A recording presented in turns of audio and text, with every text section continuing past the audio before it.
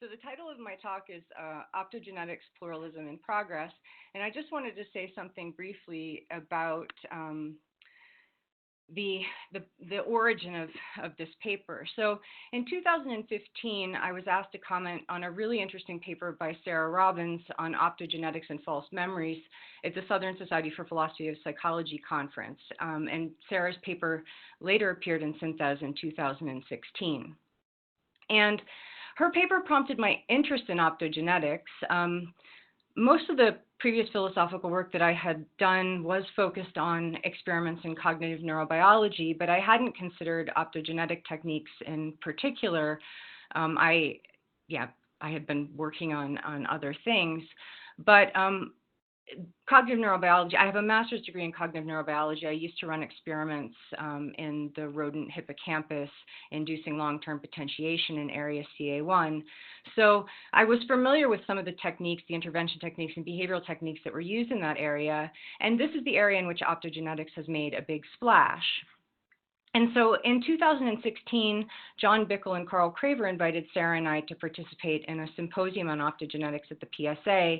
And the paper that I'm presenting today is from that symposium, and it was published in Philosophy of Science in the December issue with papers by both John and Sarah presented her paper back in January for Neural Mechanisms Online. So that's just to give some background. I also want to say that I have a cold, and I will be probably sipping water and potentially blowing my nose during this. I apologize for that, and I'll just stand to the side if that happens. All right, so let me just see. Okay, so what I'm going to do today is briefly introduce the area of neuroscience that's the focus of the talk, cognitive neurobiology. I'm going to describe what optogenetic techniques are briefly and explain what's revolutionary about them vis-a-vis other intervention techniques that are used in cognitive neurobiology. I'm going to then describe and evaluate a 2015 research study that raises a skeptical worry about optogenetic techniques, namely that scientists are still unaware of the error characteristics of these techniques. In part 4, I'm going to argue that methodological and perspectival pluralism are essential for developing a knowledge of the errors to which techniques like optogenetics are subject. And then I'm going to conclude and close with some outstanding questions. And I just want to thank Marco and Fabrizio in advance for inviting me to participate in this series and for the discussants who I'll mention again at the end of the talk. So the area of science that's the focus of this paper is cognitive neurobiology. This is somewhat of a misnomer because neuroscience is so interdisciplinary nowadays that people working in this field are coming from a variety of different backgrounds. But essentially, I'm describing it as the area of science that investigates the cellular, molecular, synaptic, and circuit mechanisms of cognitive functions. For example, motor functions, learning, spatial recognition, working memory, and attention. And all of this is done in non-human animals. And the basic investigative strategy in cognitive neurobiology that's used is basically investigators select an animal model. All of the experiments that I'm going to be talking about today are rodent, well, actually, sorry, I'm going to be talking about an avian experiment as well. But for example, birds or rodents would be considered animal models. So you select an animal model, then investigators select a form of learning and an experimental learning paradigm to produce, detect, and measure it. So for example, they may use a motor task, they may use the Morris water maze, or they may use the touchscreen operant conditioning chamber, or a fear conditioning paradigm. And then they select an intervention technique and they intervene using that technique in the activity of the brain area, neuronal population, synapse, molecule, or gene to determine the impact on behavior. And if the relevant behavioral differences between normal animals that are in a control group or intervened in animals that are in an experimental group are observed when they're trained in the same experimental paradigm, investigators will infer that the variable in which they've intervened is implicated in the production of the behavioral effects or the cognitive function that's taken to be under study in the experimental paradigm. Now, what is revolutionary about optogenetics compared to other intervention techniques?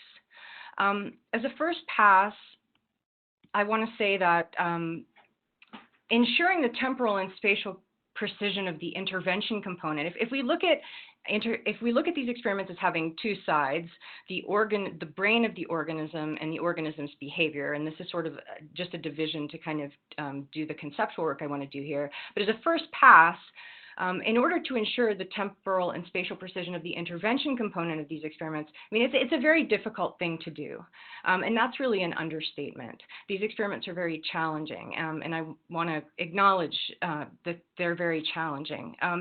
And it's also challenging to get clear on what is actually being studied when animals are trained in specific learning paradigms. Part of the reason that it's been historically difficult to intervene in these experiments is because there's been a lack of clean intervention techniques, as well as a lack of clean behavioral techniques.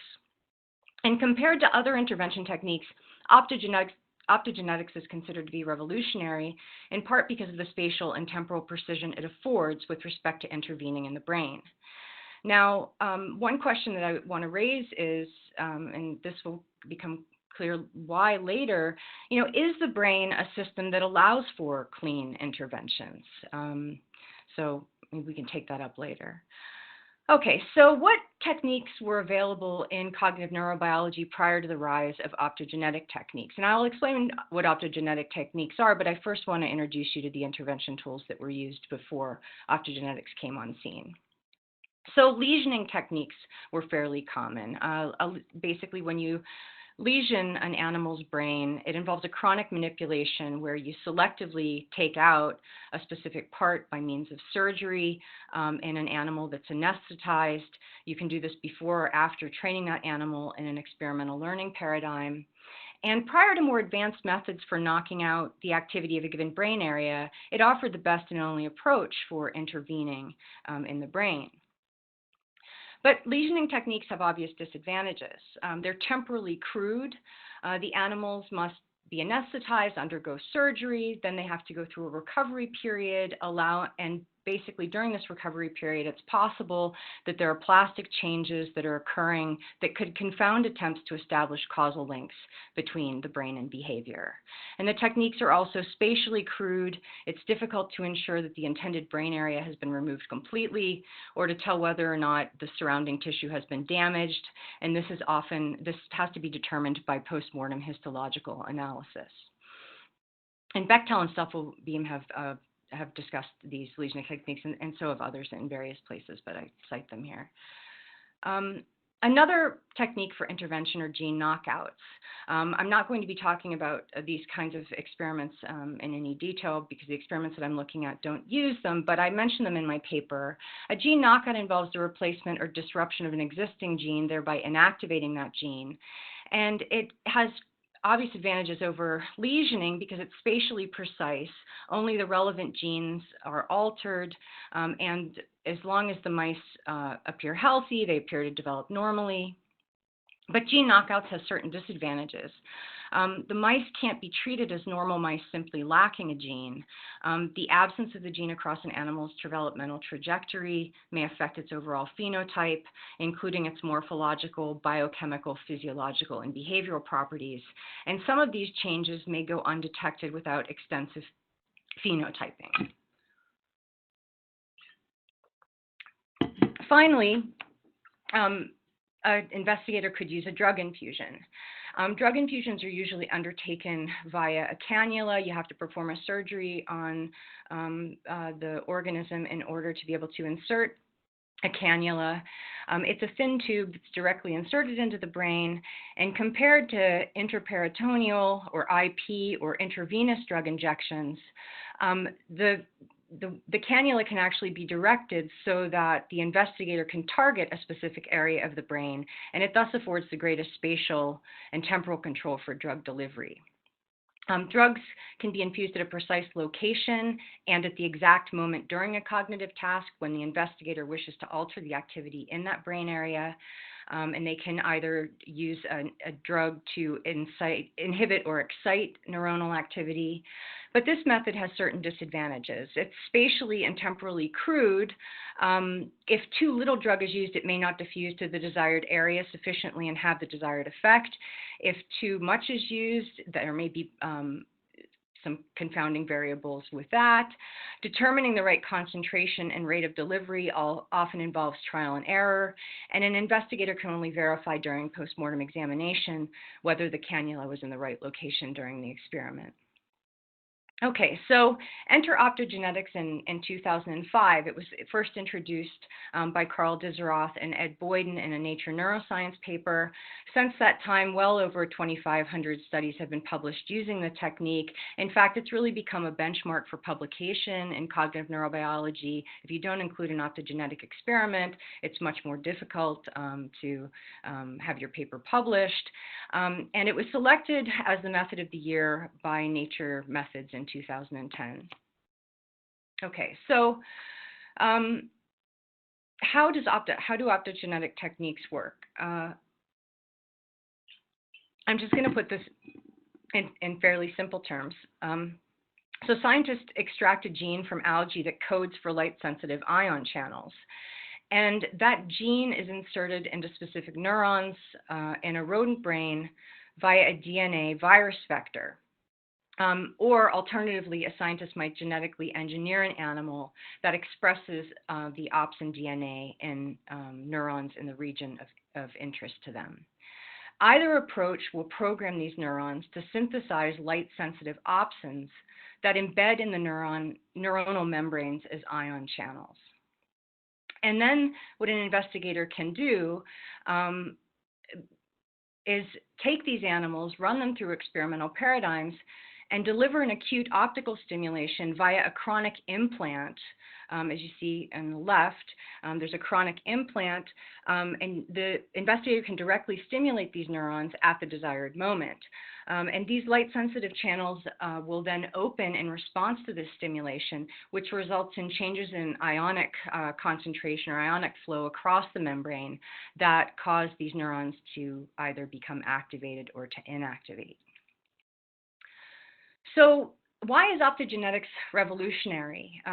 In contrast to lesions and drug infusions, and this is vis-a-vis the techniques that were available previously, in contrast to lesion and drug infusions, the techniques are relatively non-invasive.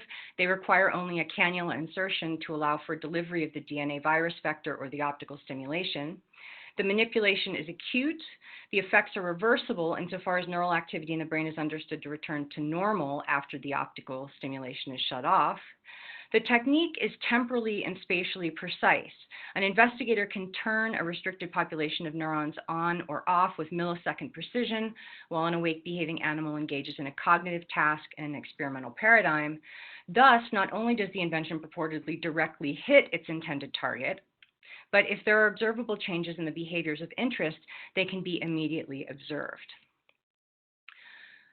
So I think optogenetic techniques are really exciting. I just want to say that. I know that I often come across as a skeptic about a lot of things. I think there are benefits to being skeptical about some things. I had an advisor who used to say to me, oh, all these people, they've swallowed the Kool-Aid. You don't want to swallow the Kool-Aid. But, you know, maybe you do, but I guess just to say that even though maybe I'm trying to make a critical point here, I think optogenetic experiments and the techniques are incredibly impressive, and I've observed experiments using optogenetic techniques, and I think they're incredibly cool. So I just want to put that out there. But can they alone revolutionize those areas of neuroscience in which the technique is widely used? Now, there are some optimists in the philosophy of neuroscience, or some somewhat optimists. I think John Bickel is probably the most optimistic about what optogenetic techniques can allow us to do in cognitive neurobiology. And I think that Carl Craver is also somewhat enthusiastic, maybe with some cautionary notes, and that Sarah has been enthusiastic as well, but also with some cautionary notes.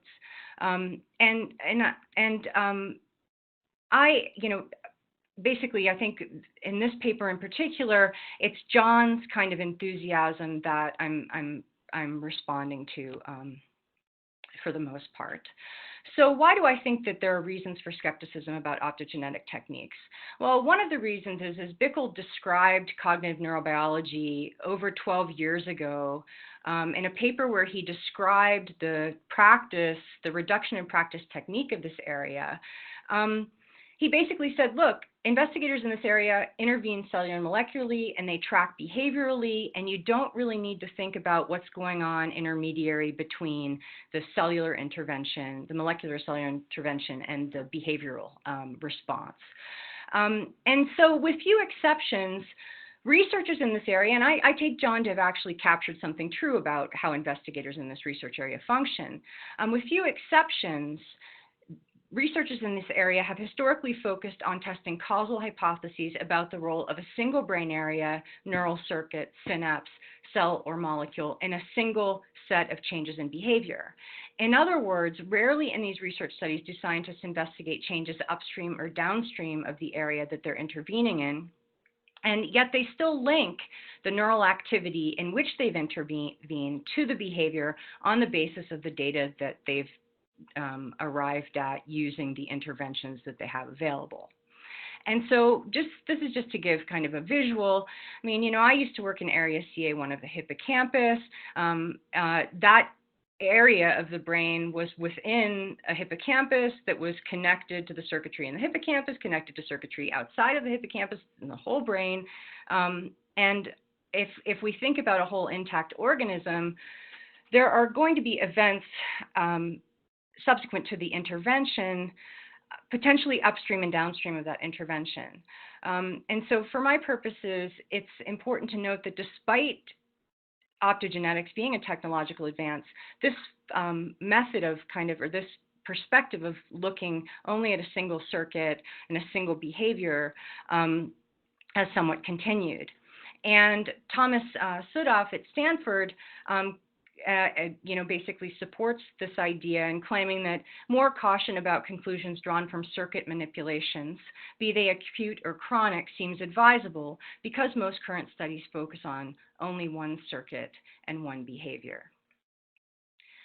So a second limitation that I see with respect to cognitive neurobiology, and a lot of my work has kind of focused on the issue of cognitive neurobiologists importing behavioral techniques that maybe weren't originally part of that research area into their domain, but not being experts in animal behavior, will tend to put forward claims about what phenomena they're intervening in without a real understanding of what the phenomena actually are.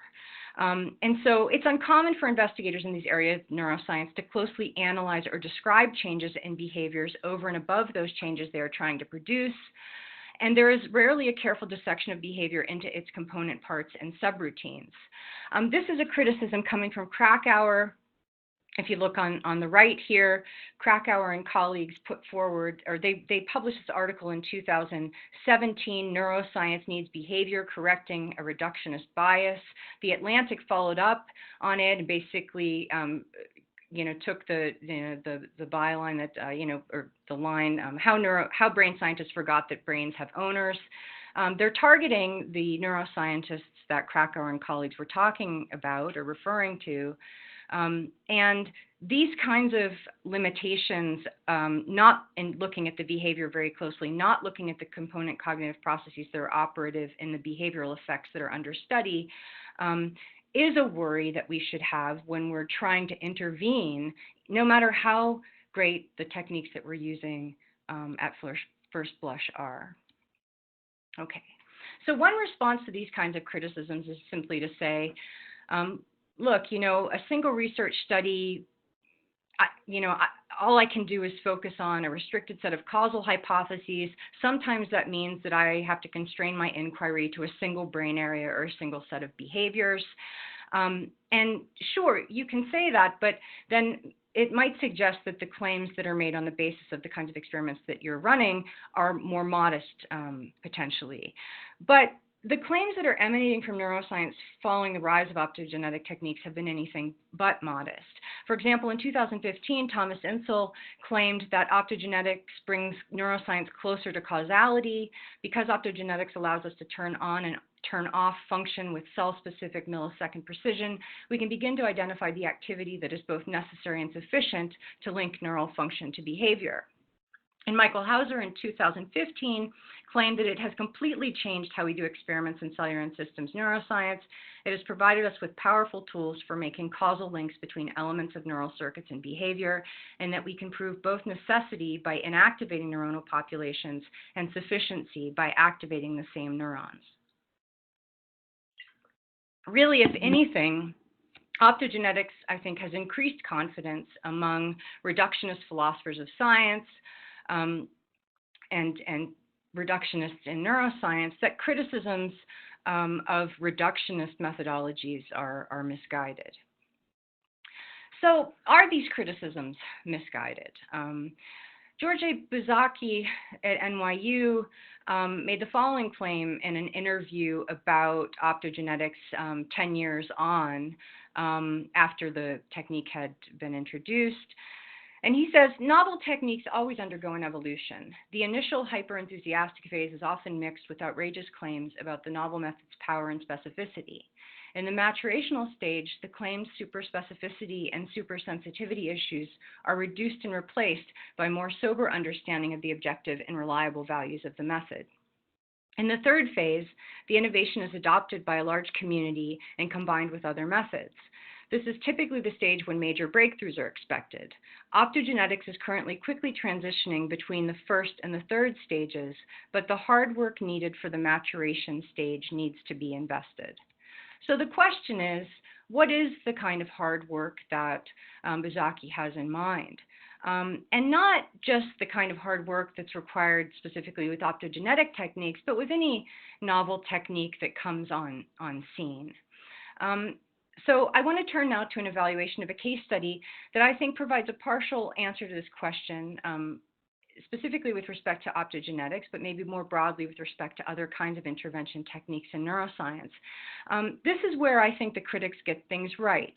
The strategies that might propel neuroscience into and through the maturational stage that Buzzacki's talking about require a change towards pluralism in methodology and perspective, or so I'm going to try to make the case.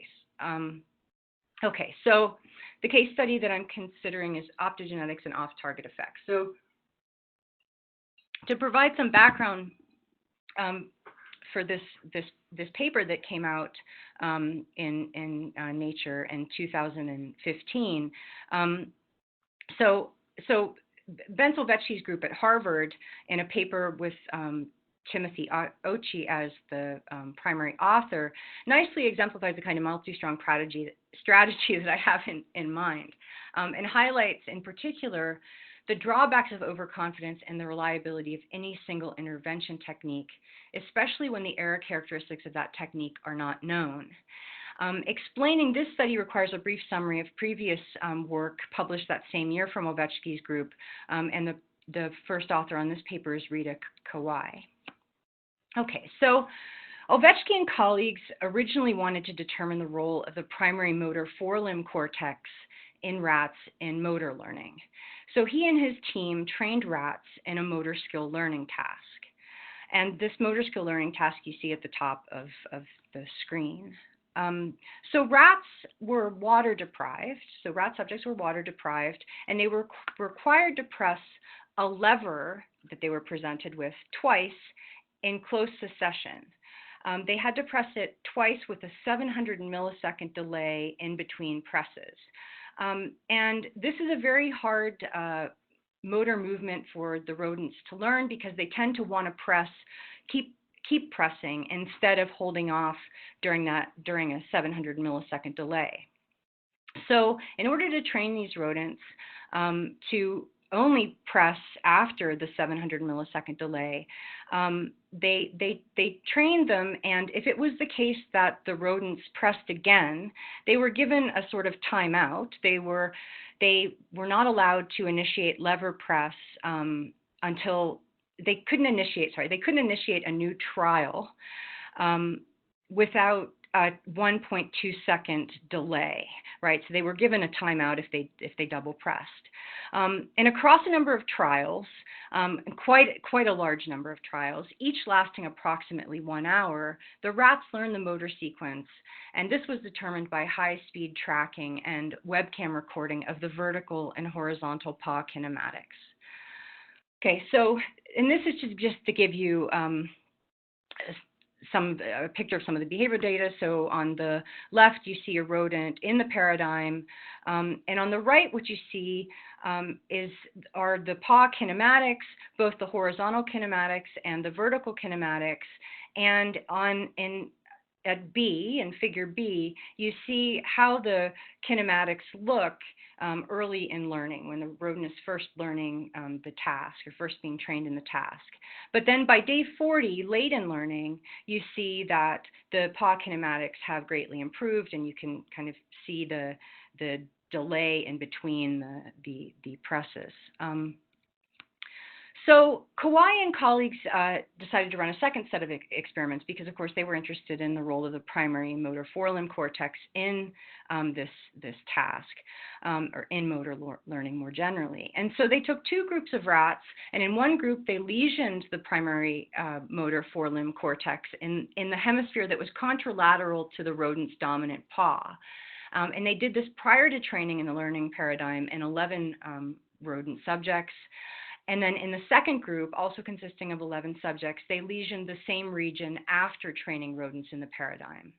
And what they observed was that rats who had their PMFC removed prior to training could not learn the motor sequence at all, whereas rats in which the PMFC was lesioned either unilaterally or bilaterally could still perform the motor sequence. And their paw kinematics were the same as their pre-lesion vertical and horizontal paw kinematics.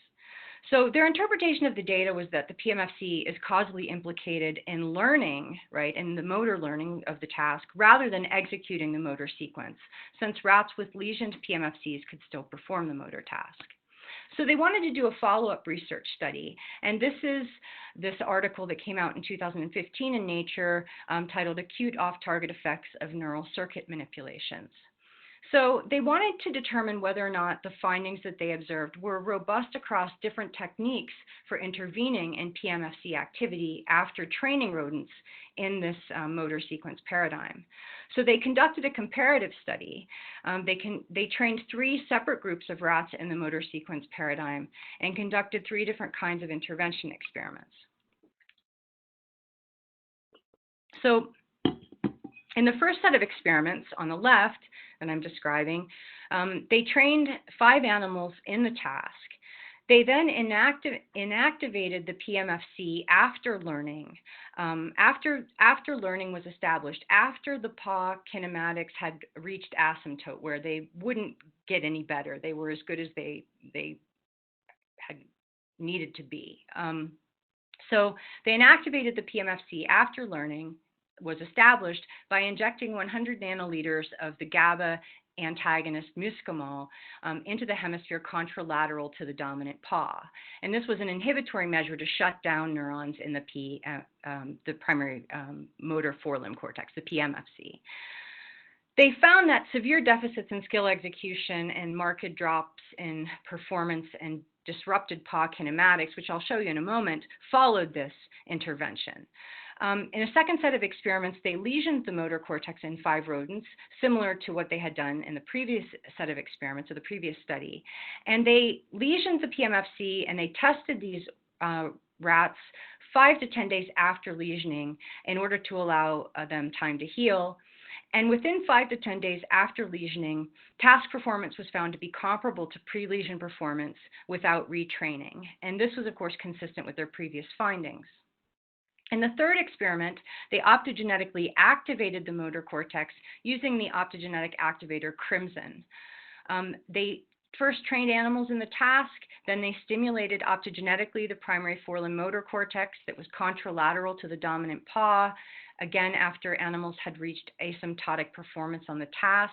And what they found was that there were severe deficits in skill execution with marked drops in performance and disrupted paw kinematics. So this is a picture of the data that they present in their paper. So at the top is the task. If you look on the far left at D, you can see that the Muscimol intervention resulted in a disruption in paw kinematics, which is in red, compared to the motor sequence performance prior to the intervention. That would suggest, those results suggest that the motor cortex plays a causal role in execution of the motor sequence, whereas the lesioning experiments, as you can see in black and in gray, pre-lesion and post-lesion, the horizontal and vertical paw kinematics look very similar to each other, suggesting that the motor cortex plays no causal role in the execution of the motor sequence.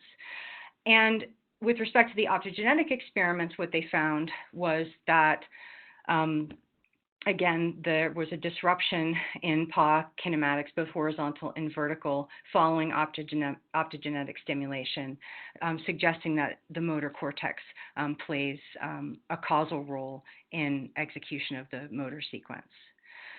Okay, so what should become clear in this is that there's this obvious discrepancy that the data are pointing to. I mean, if we interpret the data in this way, that when you acutely silence or activate the PMFC neurons via Muscimol or optogenetic techniques, the conclusion that you would arrive at is that this area of the brain, the PMFC, is integral for or implicated in performance of the motor, execution of the motor sequence task. Whereas the studies in which the primary motor forelimb cortex is permanently lesioned suggest that that area plays no role in the execution of the motor sequence. And so the question becomes, well, do the behavioral effects of acutely activating or silencing these specific neurons or permanently eliminating them reflect the normal functions of these neurons? Right, so which way do we go with this? You have two techniques that seem to point in the direction that it does play a role and one that doesn't. There are two possible responses to this discrepancy, right?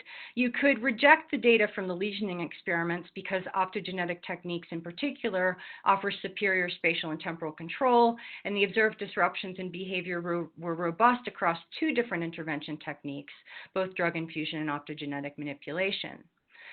You could also question the generalizability of the result. Just because differences between permanent and transient interventions were observed in one neural system in one animal model with respect to a single behavior does not mean that such discrepancies would be observed in other systems. But what Otchy and colleagues do, they maintain that they had adequately controlled for the potential confounds in the lesioning studies. They claim that the lesioned animals recovered the learned stereotyped and idiosyncratic motor sequence skills in their idiosyncratic form without intervening practice, so that there was no opportunity for plastic changes to have occurred. And they do not stop at a single comparative study. They move to evaluate a different form of learning taken to be dependent on different neural substrates in a different animal model. Namely, they investigate courtship song learning in zebra finches. So in this set of experiments, what Otchy and colleagues did was allowed juvenile zebra finches to learn to produce courtship songs by memorizing and vocally mimicking adult zebra finches.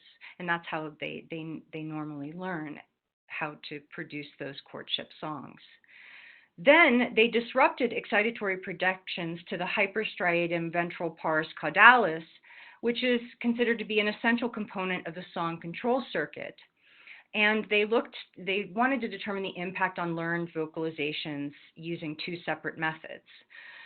So in one set of experiments, they lesioned NIF, which is a sensory motor nucleus upstream of the HVC.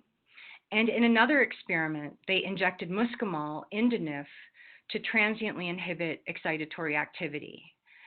And this acute manipulation was an acute manipulation, but it wasn't an optogenetic manipulation because optogenetic techniques weren't available to do this kind of experiment. But again, they were trying to test whether or not there was a difference or a discrepancy between acute and chronic manipulations. And what they discovered was that acute inactivation of the sensory motor nucleus NIF using muscimol in zebra finches negatively impacted their songs, as you can see by means of the fact that the songs post intervention is jarbled, whereas in the lesioned birds, these permanent lesions didn't affect the song. So these data in combination lend support to the general claim that transient and permanent activations or inactivations of neural activity may yield contradictory information about the causal role that these neurons normally play. And in order to explain these discrepancies, Otchy and colleagues propose that acute circuit manipulations using optogenetics or drug infusions may have off-target effects. According to them, an off-target effect is an effect that happens due to the fact that neural circuits are massively interconnected, and when you introduce activity at a single locus, that activity likely spreads to other connected circuits, which don't necessarily play a role in the production of the behavior of interest under normal conditions, but do under conditions of acute manipulation, because the acute manipulation causes there to be perturbations at a single node that send ripples downstream through the system and compromise the capacity of downstream circuits to perform computations on other inputs or generate patterned activation from internal dynamics. And if this is true, it indicates that the kind of spatial and temporal precision that has been attributed to optogenetics perhaps is not there. And in this paper, they design a computational network to model these kind of circuit dynamics that they take to be occurring in the kinds of experiments that they undertook, but I'm not going to talk about that here. And I don't talk about it in the paper. So do these results, or does this study provide grounds for skepticism about acute manipulations like optogenetics? I think into the vast sea of enthusiasm for optogenetic techniques, Otchy and colleagues inject a healthy dose of skepticism. At least from my perspective, the study reveals something interesting about the kinds of strategies that may ultimately be successful in propelling neuroscience towards the goal of understanding how nervous systems give rise to behavior. And I think it's going to involve more than just the development of fancy intervention techniques. So what is it going to involve? Well,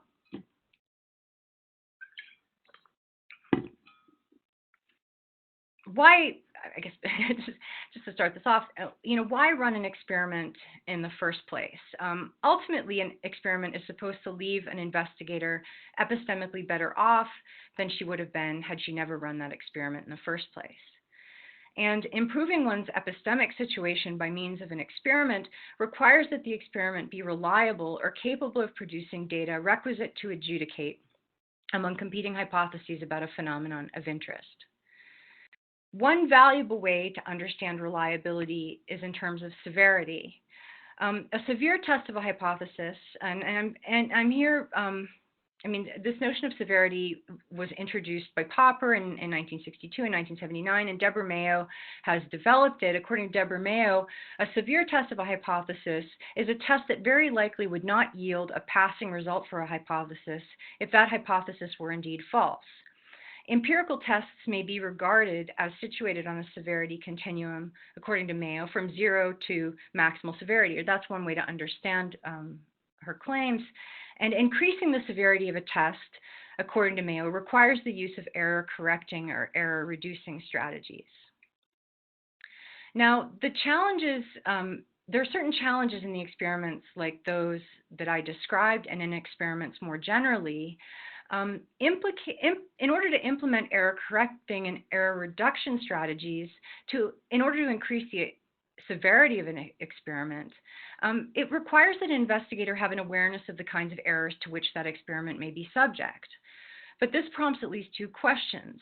How might an investigator develop an awareness of errors if there are indeed some? And how might those errors, if they can be determined, be minimized?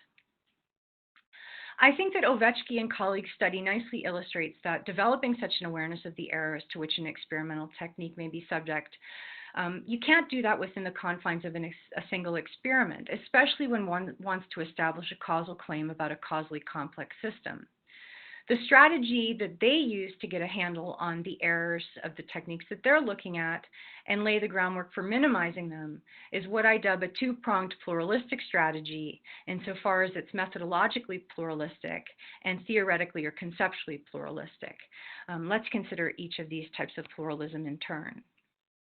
So Otchy and colleagues could have taken the well-trodden path and used optogenetic techniques to intervene in the PMFC in rodents to determine the impact on learned motor behavior. And they could have pharmacologically blocked NIF in zebra finches to determine the impact on learned bird song. They may have concluded that the results of their experiments indicated that these areas were implicated in the two kinds of learned behavior in the execution of the sequences, either the courtship song or the motor sequence. But they didn't do this. Instead, they used a combination of methods old and new to test the same causal hypotheses in both experiments, and when they discovered discrepancies in the data, they turned towards an analysis of the severity of their methods. They used error reduction strategies to ensure that the lesioning experiments were as severe as possible tests of the causal hypotheses under consideration. And with respect to the transient manipulation, which included optogenetic techniques, they humbly acknowledged that the error characteristics of these techniques are not well known, and that, given the current state of knowledge about the brain, they were uncertain what measures could be taken to reduce such errors. In attempting to explain the discrepancies between the transient and permanent manipulations, they also do something that studies that focus only on one circuit and one behavior do not do. Specifically, they shift their perspective from those brain areas they investigated, the ones that they were considering, this particular area of the brain that they're looking at, to a consideration of the broader neural circuitry in which that area of the brain is embedded. And in doing so, they generate potentially testable hypotheses as to the downstream consequences of acute circuit manipulations and the homeostatic mechanisms that come online when a brain area is permanently lesioned. And of course, they test these hypotheses in a computational model. So what is a perspective here? So Bill Wimsatt's understanding of perspective nicely captures what I have in mind. According to him, perspectives involve a set of variables that are used to characterize systems or to partition objects into parts, and they inform the characteristic ways in which those observers who adopt them interact causally with that system. Different scientists take different theoretical perspectives on those systems they are interested in understanding, and oftentimes when a scientist works in an area of neuroscience in which a single perspective is dominant, she's going to view that system from that perspective. And one way that I have been, or one picture that I've been using to try to make sense of this idea that you can come from different perspectives to myself, and this isn't supposed to be some commitment to some kind of levels hierarchy. It just basically meant to say or show that if you're somebody who is interested, if you're a scientist who's interested in molecular activity or cellular activity, that will be predominantly where your focus might be. You may not be somebody who's an expert in behaviors of organisms. So there might be certain things when you're looking at the behavior of an organism in a given paradigm that you don't necessarily see. Similarly, if you're somebody who focuses only on a specific circuit in the brain and you don't consider what's happening in the whole organism downstream of that intervention, then you're not going to be inclined to see things from these other different possible perspectives on that organism in that context. Historically, those areas of neuroscience that use intervention techniques to link neural circuits to behavior, with some exceptions, as I said earlier in the talk, have been committed to a reduced perspective on the brain, behavior, and the relationship between the two. And there's, in fact, widespread resistance among scientists working in this area and philosophers who find the intervene cellular, molecularly, and tract behaviorally approach unproblematic to embrace different theoretical perspectives on the systems being investigated. Though I think this is changing, not with respect to the philosophers, but at least maybe with respect to the scientists. Yet there are pitfalls, I want to claim, to adhering to a single perspective, much like there are pitfalls to adhering to a single method. It's not clear how a scientist who adopts a single theoretical perspective on a complex causal system will be able to ensure that she is subjecting hypotheses that she's testing to severe tests, and there might be unknown confounding variables, because there might be unknown confounding variables over which she is not imposing control. And what's potentially gained from adopting multiple different perspectives on the brain and nervous system is an awareness of the potential confounding variables, as well as clues for how to design more reliable experiments. Is Otchy and colleagues' approach sufficiently pluralistic in these ways? Given that they were looking or investigating the kinetics of performance on a simple motor learning task, it may be that the behavior that they were looking at was simple enough that a more deeper analysis of the behavior beyond what they engage in their study isn't necessary. This is just an explanation of why they don't feel the need to develop a detailed functional analysis of the behavior, its developmental trajectory, and evolutionary basis, as Krakow and colleagues emphasize as being necessary for this research. And the pluralistic strategies required for error probing and elimination, I want to say, must be determined on a case-by-case basis and will depend on the nature of the empirical question an investigator aims to answer and the hypotheses that they wish to test. Okay, so to conclude, and I have a little section after this, but despite the revolution that optogenetic techniques have spurred in neuroscience, the power of these techniques to establish causal links between the brain and behavior is contingent on understanding how these techniques work as well as their limitations. And Otchy and colleagues' study provides good grounds for thinking that it's important for neuroscientists to cultivate what Hasok Chang refers to as humility. Specifically, they need to recognize the value of methodological and perspectival pluralism for identifying the benefits and limitations of novel experimental techniques, no matter how powerful at first blush these techniques appear to be. So I just want to conclude with some closing thoughts. So is there resistance to pluralism in neuroscience? I just want to say I don't think anyone nowadays in neuroscience is against methodological pluralism, at least insofar as wherever you look, experiments incorporate a wide array of approaches and techniques from a host of different areas of science. Yet, we've seen that historically, when techniques are imported from other areas of science into neuroscience, and this includes functional imaging techniques, computational techniques, experimental paradigms, when they're imported without theoretical knowledge from those areas of science from which those technologies emanate, and without a great understanding of how they work, time and time again, scientists and philosophers come to recognize the limitations of these techniques, and I think that's a good thing. This is where I want to push back on Bickel's appeals to hacking, that theory isn't important for progress in science. As I understand, John, it's perfectly fine to have these great intervention techniques, and just so long as you can use them to intervene and you see effects happen, that's all you really need, and you don't need anything, maybe even some basic, and I don't even know if John would say some basic home truths to interpret what it is that you're seeing.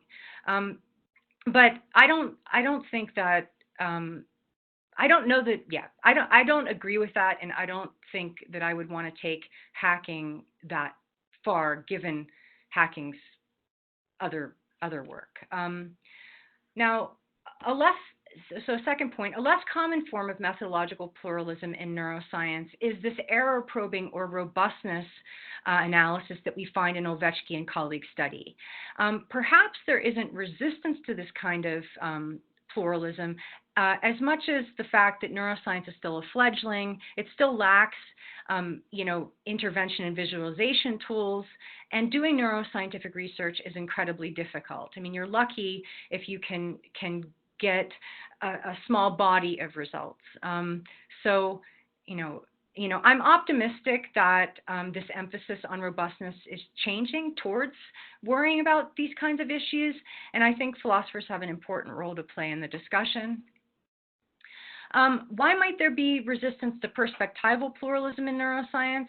As a first pass, a scientist or philosopher may simply believe that some conceptual theoretical perspectives are more valuable than others, and even some perspectives are not as worthwhile as the perspective that they've self-selected in.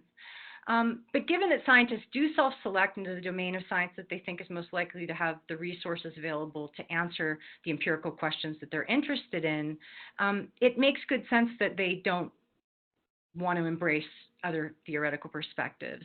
And some neuroscientists also may not want to invest the time to understand other conceptual theoretical perspectives or to collaborate because, well, they don't maybe think anything's good going to come out of it, or it's associated with certain costs and the immediate gains are not in the offing. And I understand that. I think currently the incentive structure in neuroscience, and historically, it hasn't favored the kind of collaborative work that I'm advocating with this call for pluralism that I'm making in this paper and that I've made in other papers. The incentive structure is not conducive to extensive collaboration or coordination among researchers. And I want to be optimistic that this too is changing as we come to learn more about the brain, and with initiatives like the open science movement and increasing involvement of representatives from different disciplines in ongoing discussions about cumulative science. So I want to end here. I want to thank again Fabrizio and Marco for this great series and for inviting me to give a talk in it. And in advance of their comments, I want to thank Marco Nathan, Sarah Robbins, and Jesse Wright for investing the time to read the paper and provide comments on it. And so with that, I thank all of those of you who were involved for watching.